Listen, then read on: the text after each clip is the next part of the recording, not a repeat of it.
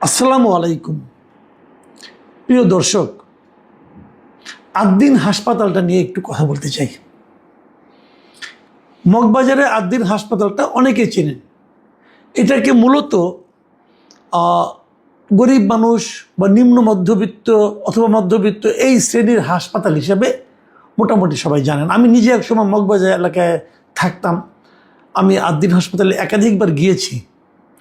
হাসপাতালটা দেখতে গিয়েছি, নিজস্ব কৌতূহলের কারণে গিয়েছি, এবং একবার আমার একজন রুগীও এখানে ভর্তি হয়েছিল, সে কারণে গিয়েছি। আমি যখন গিয়েছি কৌতূহল নিয়ে বিভিন্ন মানুষের খবর নিতে, তখন আমার কাছে মনে হয়েছে এটা আসলে একটা ব্যস্ত হাসপাতাল, এবং যারা এখানে চিকিৎসা নেন তাদের সঙ্গে আমি নিজে কথাও বলেছি বহুবার, এবং তারা মোটামুটি বললাম তো একটু নিম্নবিত্ত শ্রেণীর, এবং মা এবং শিশুদের জন্য এটা খুবই একটা জনপ্রিয় হাসপাতাল। যাই হোক, সেই হাসপাতালে যে ঘটনাটা যেটা ঘটেছে গত 27 মে, আপনারা জানেন এটা অনেক আলোচনা এর মধ্যে হয়েছে। গত 27 মে ভোরের দিকে এই আদ্দিন হাসপাতালের পোস্ট অপারেটিভ বা অবজারভেশন ওয়ার্ডে চিকিৎসাধীন 1 থেকে 3 দিন বয়সী নবজাতক 6 জন শিশু মারা গেছে, এবং এই শিশুদের শারীরিক অবস্থা ভালো ছিল। যেখানে যাদের রাখা হয়েছিল সেখানে নানা রকম জটিলতা, এসিটা কাজ করছিল না, ভেন্টিলেশন ঠিক ছিল না, এগুলোর কারণে মারা গেছে। এবং এটা নিয়ে ইনকোয়ারি কমিটি হয়েছে, অনেক কিছুই হয়েছে, এবং এটা বড় একটা, আমি মনে করি একটা অপরাধ এই হাসপাতালের জন্য। এটা নিয়ে ইনকোয়ারি কমিটির পর তারা একটা ব্যাখ্যা দেওয়ার চেষ্টা করেছে, সরকার সেই ব্যাখ্যাকে গ্রহণ করে নাই। এবং তারপর যে জিনিসটা হয়েছে সেটা হলো এটার লাইসেন্স আজকে বাতিল করা হয়েছে। স্বাস্থ্য অধিদপ্তরের ডিরেক্টর পরিচালক হাসপাতাল যিনি আছেন, তিনি এই হাসপাতালের লাইসেন্স বাতিল করে দিয়েছেন। এটা একটা বড় ঘটনা। বাংলাদেশে এই মাপের কোনো হাসপাতালের লাইসেন্স এভাবে বাতিল হওয়ার ঘটনা আমি আমার গত কয়েক বছরে আমি দেখেছি বলে মনে হয় না।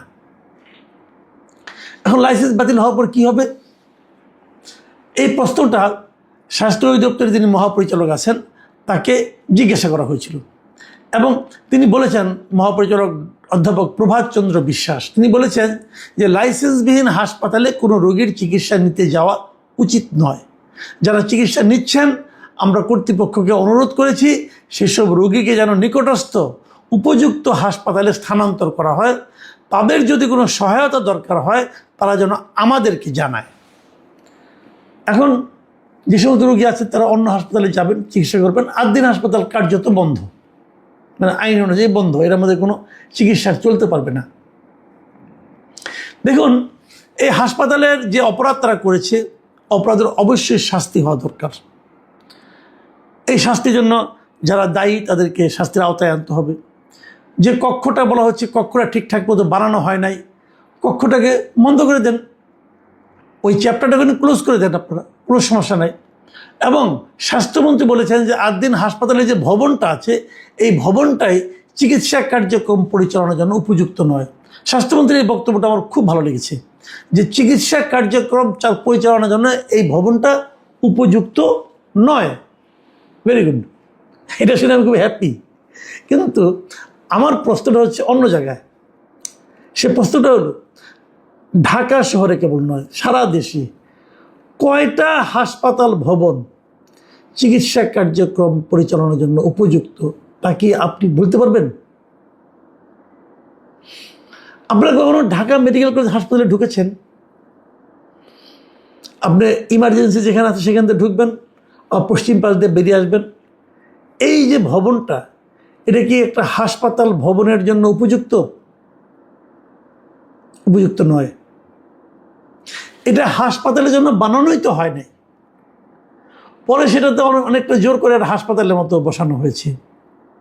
কিন্তু এটা কিন্তু হাসপাতাল হিসেবেই অনেক বছর ধরে আছে, এবং দেশের সবচেয়ে বড় হাসপাতাল বলা যায় এটাকে। আচ্ছা ঠিক আছে, আমি একটা বেসরকারি হাসপাতালের নাম বলি।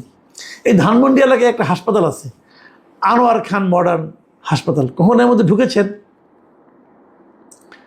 ঢুকে দেখবেন মনে হবে আপনি একটা গুহার মধ্যে ঢুকে গেলেন। এখানে ভেন্টিলেশনটা কোন দিক দিয়ে হয় আমি বুঝি নাই, আমি নিজে ঢুকেছিলাম। তো এরকম হাসপাতালে কিন্তু আমি 2টার নাম বললাম র্যান্ডমলি, তার মানে এই না এই 2টা আবার আমাকে ব্যক্তিগতভাবে অন্যভাবে নেবেন না। কারণ এই সমস্ত হাসপাতালের কিন্তু কোন হাসপাতাল ভবনটা হাসপাতালে হওয়ার উপযুক্ত কি উপযুক্ত না সেটা দেখার জন্য কিন্তু স্বাস্থ্য অধিদপ্তরের একটা ডিপার্টমেন্ট আছে। সেটা হলো এই যে পরিচালক হাসপাতালের যে দপ্তরটা। আদ্দিন হাসপাতাল ভবনটা যে হাসপাতাল পরিচালনা চিকিৎসা কার্যক্রম পরিচালনা উপযুক্ত নয় ভবনটা, এটা স্বাস্থ্য অধিদপ্তর একদিন বুঝলো না কেন? স্বাস্থ্য অধিদপ্তর একদিন এখানে কেন আসে নাই?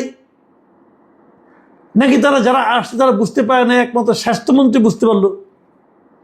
এই আদ্দিন হাসপাতাল এখানে চিকিৎসা কার্যক্রম চালাচ্ছে 1997 সাল থেকে, মানে আজকে থেকে 29 বছর ধরে তারা এখানে হাসপাতাল কার্যক্রম চলছে। আমি অনেক বছর ধরে এখানে যাওয়া আসা করি, আমি এলাকার চিনি এবং যাওয়া আসা করেছি।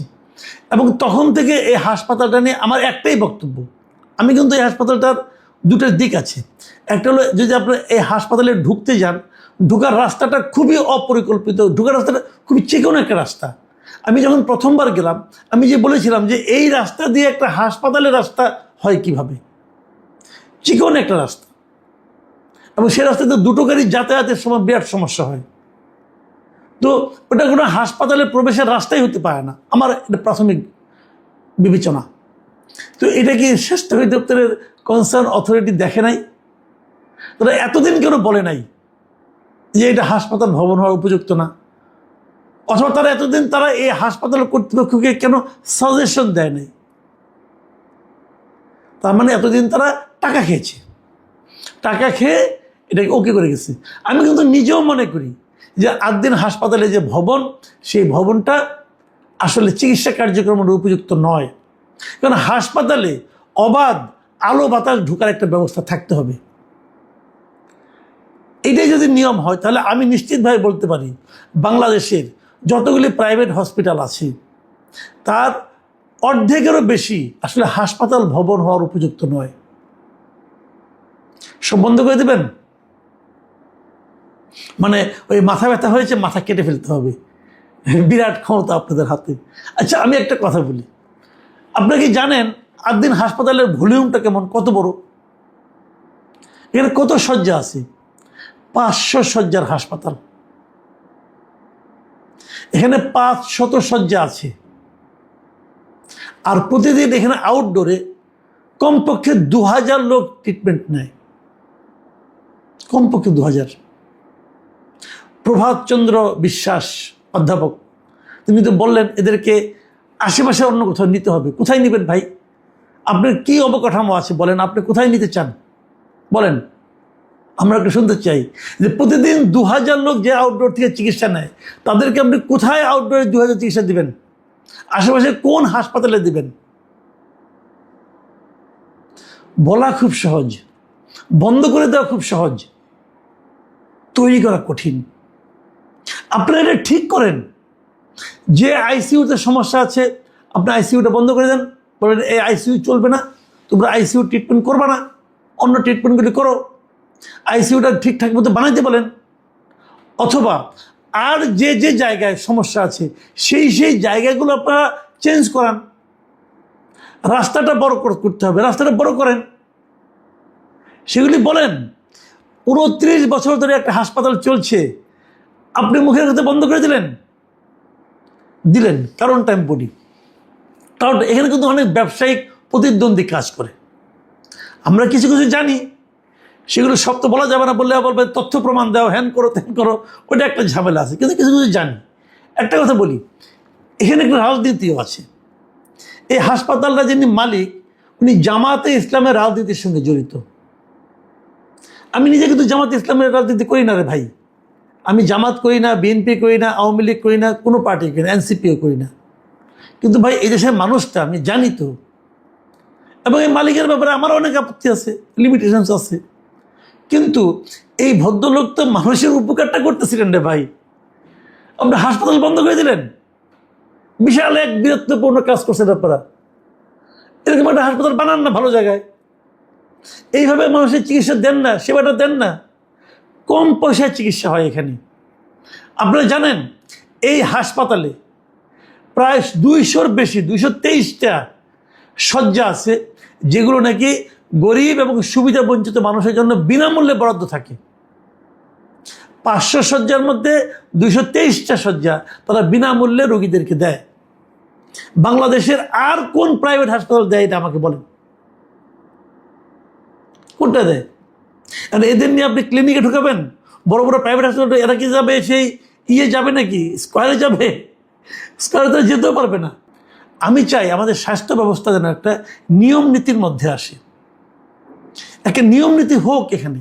কারণ মানুষ যখন অসুস্থ হয় তখন তার মতো অসহায় আর কেউ হয় না, সে আল্লাহকে ডাকে আর ডাক্তারকে ডাকে। এই জায়গায় একটা নীতি নিয়ম এটা প্রতিষ্ঠা করা জরুরি এবং এই দায়িত্বটা সরকারকে নিতে হবে।